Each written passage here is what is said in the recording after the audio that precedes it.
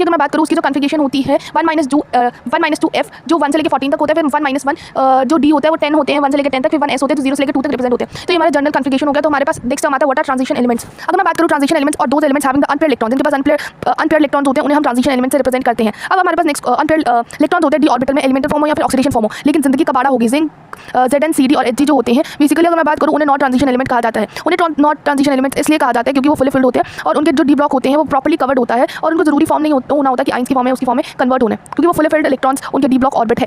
अब हमारे पास अगर मैं आगे बात करूँ, आप कुछ टर्म्स के बारे में डिस्कस करेंगे, ये कुछ सब पार्ट्स में डिवाइड हो जाते हैं। जैसे सबसे पहला हमारे पास आता है Z effective plus size, next हमारे पास वेरिएबल ऑक्सीडेशन स्टेट आते हैं, फिर कैटलिस्ट वाले रिएक्शंस। तो ये सब आप फर्दर टॉपिक वाइज इसमें डिस्कस करेंगे। तो स्टार्ट करते हैं कॉन्सेप्ट ऑफ Z इफेक्टिव। हमने क्लास 11th में कॉन्सेप्ट देखा ही होगा Z इफेक्टिव का। अलॉन्ग द पीरियड अगर मैं बात करूँ Z इफेक्टिव इंक्रीज करता था और डाउन द पीरियड भी Z इफेक्टिव इंक्रीज करता था। और जब भी हम अलॉन्ग द पीरियड देखते थे तो Z इफेक्टिव के हिसाब से देखते थे और डाउन द ग्रुप देखते थे हमेशा साइज के हिसाब से देखते थे। ये हम हर किसी को पता है। लेकिन अब हम एक टर्म डिस्कस करने वाले हैं कि डी ब्लॉक में आप डाउन द ग्रुप में Z इफेक्टिव और साइज दोनों के कॉन्सेप्ट को लेकर चलेंगे। तो इसको मैं आगे नेक्स्ट